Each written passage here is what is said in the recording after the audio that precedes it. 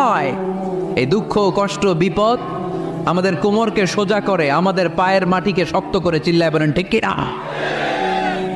প্রতিকূল পরিবেশে কিভাবে বাঁচতে হয় এই দুঃখ কষ্ট আমাদেরকে শিখায়। এজন্য মুমিন বান্দার বৈশিষ্ট্য হচ্ছে দুঃখ কষ্ট বেদনা জ্বালা এগুলোতে সে আপসেট হয় না, সে হাল ছেড়ে দেয় না, সে ভরসা রাখে একজনের উপর। চিল্লায় বলতে হবে তিনি কে? কারণ মুমিন জানে রাত্রি যত গভীর হয় অন্ধকার তমানিসা ভেদ করে সুবহে সাদিক হয়।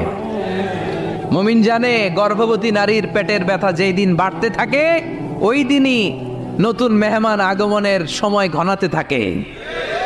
মুমিন জানে তার জীবনে দুঃখ কষ্ট বিপদ যত বাড়তে থাকে সুখের দিন কাছে আসতে থাকে।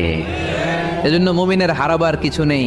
ইন্না মাআল উসরি ইউসরা, ইন্না মাআল উসরি ইউসরা। নবী হে, কষ্টের পরেই আছে আনন্দ, দুঃখের